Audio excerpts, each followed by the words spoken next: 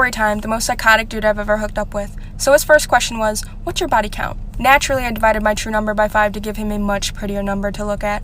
Once he was satisfied with my answer, he decided we should talk and try to pursue a relationship. So we started to talk, but he would vocally express to me he didn't like that I lived 30 minutes away because he could not regularly stop by and check in my dorm to make sure I was not sleeping with other people.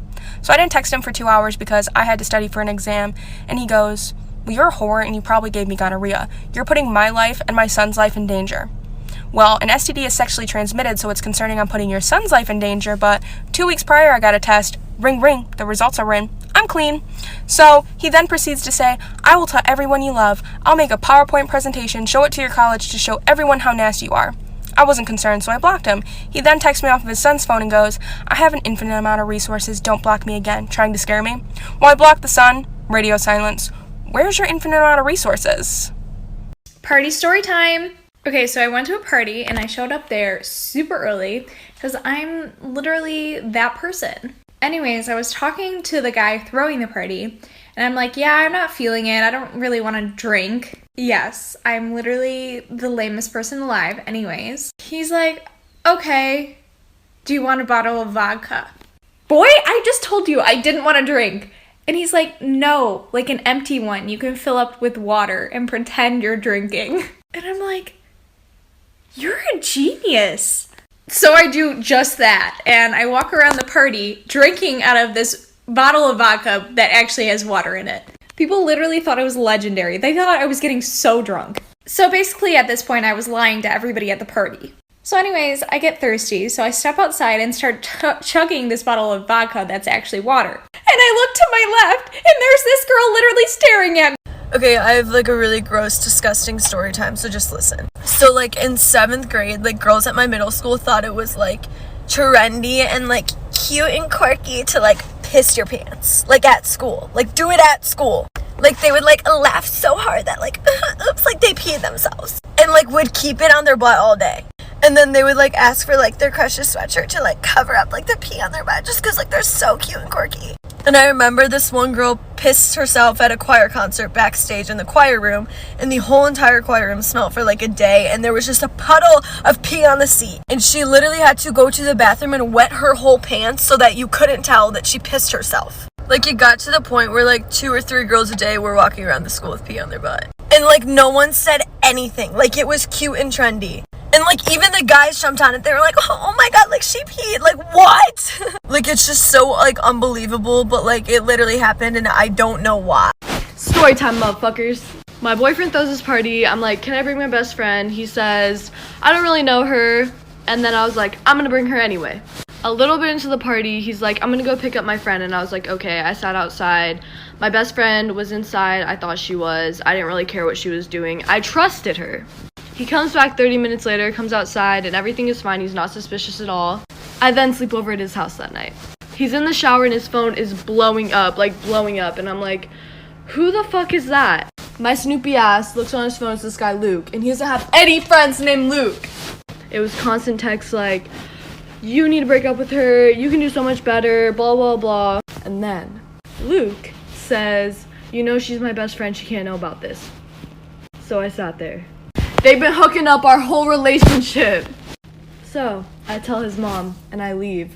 I'm a fucking circus. This is a crazy story time of when I used to work at Tilly's, so buckle up. This middle-aged mom walks in the store, right? And she just starts walking around the men's section and literally just grabbing everything she sees. I mean, she's not even looking at the sizes. So we thought that was weird, so we went up and asked her if she needs any help, and of course she said no. Then she decides that she wants to try everything on. So I unlocked a room for her, and then I told her that she can only have 7 at a time, and she literally had a million things, and she just ran in, shut the door, and cut me off. So we started to get suspicious, so I started talking over my little headset thingy and telling the people around the store what's going on. We knocked on the door like 3 times, asking if she needed help or needed any other sizes, and of course she just said no again. Then she comes barging out and literally runs to the front door and just leaves. So I walk in to see, and there's literally a bloody tampon on the floor. 2 days later, she comes back to the store? Crazy story time about how my mom kidnapped my sister.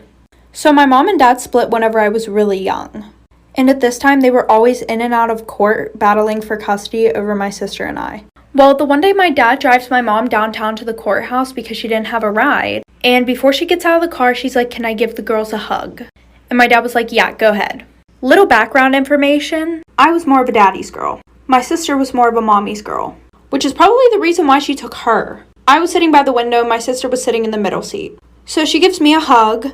Next thing I know, my sister's seatbelt was unbuckled and my mom was running across the street with her in the middle of downtown. Didn't even look for cars. So my dad got out of the car, ran over, grabbed her, picked both of them up, and walked over to the sidewalk, and my mom was screaming bloody murder. So this guy called the cops, and my dad was trying to show them custody papers because he had full custody. But the cop knew my mom, so he let her take my sister. We got her back, but I didn't see this bitch for like 4 months. Toxic best friend story time. So I had an off and on friendship with this one girl. In my freshman year, we became friends again. And she had this boyfriend named Nicholas. And they literally fought 24/7. And every time she would fight, she would be like, "Can you please fix this for me?" So she would have me add him on Snapchat, fix it, and then block him. And guys, this literally was happening like 5 times a week. And then after she asked me to do that the first few times, I realized she started going through my phone. And when I say my phone, I mean my whole motherfucking phone. A bitch was going through my Snapchats, DMs, text messages, and I didn't know how to confront her because that's just weird. So the one day I was getting ready at her house because we were about to go out, and she was like, "I'm grounded, can I use your phone real quick?" And I was like, "Yeah, just let me Snapchat this last person back." And she goes, "No," and rips the phone out of my hand. And she starts going through my Snapchat right in front of me. And I had a streak with this kid named Nick. She goes up to me and says, "What the fuck is this?" Like for part 2. Okay guys, I'm making the part 2 right now and I'm literally laying in bed. I took off my makeup and you guys have to realize that I literally do these videos at like 10 o'clock at night and they get posted at like 1 in the morning and then I go to bed at like 2. And for all of you commenting I'm clout chasing, bro, chill out. It's been like 3 hours. So anyway, she comes up to me and shoves the phone in my face and goes, "Who the fuck is this?" And I literally looked at her and started laughing my ass off. And she was like, "What the fuck is so funny, Kaylee, blah, blah, blah." And I was like, "Go ahead, hold on the name."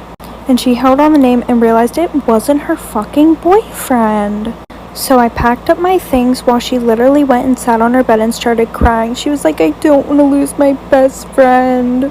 So fast forward, her and her boyfriend broke up. Her and I weren't friends anymore. And then she would always try to accuse me of getting with him. Moral of the story, don't get involved in other people's relationships.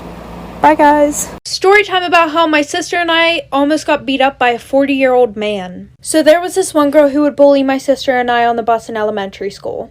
Well, one day we told the principal and the principal called her dad. And she made up this whole story about the only reason why she did it to us was because we were bullying her. So the next day, after we told the principal, her dad was at the bus stop. And he comes up to us, taps us both on the shoulder, and says, "If you guys ever bully my daughter again, I will hold you down while me, her, and her sister beat the shit out of you guys." So we got to the school that day and we called our dad. We told him what happened, but he was kind of questioning it. Until our neighbor actually walked up to our house and knocked on the door and told my dad. And I guess at the bus stop, everybody kind of looked at the guy like, "Are you fucking crazy?" Because my dad at the time was a bodybuilder. And he was like, "What the fuck is he gonna do?" Like for part 2. Part 2, because I don't want y'all to get mad at me again. And by the way, for everybody asking for that part 2, it is already posted.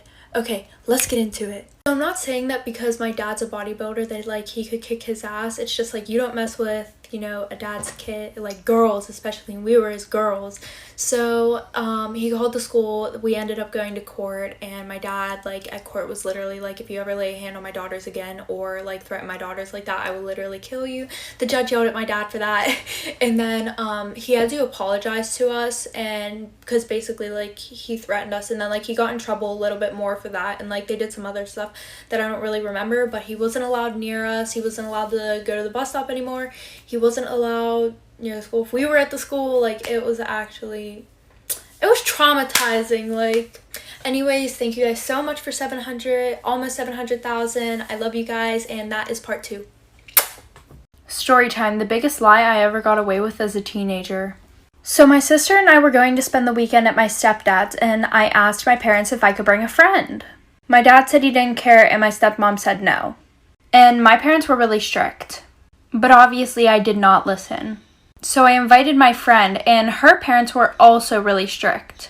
So we came up with this elaborate plan that I would ask her parents and tell them that it was a surprise for her. And they believed it. So the day comes whenever we're supposed to leave to go up to my stepdad's. So, we get off the bus, walk to my house, and my stepmom was asleep because she worked night shifts. So I was able to sneak my friend through the house to my bedroom. Little did she know she was going to have to hide in the closet. So my stepmom came in and needed to borrow a pair of socks for work. And I was literally guarding the closet with my life. And she goes, "Get away from the closet, you're acting so suspicious. What's in there?" Like for part 2, by the way, Stacy and Candace, if you see this, my bad.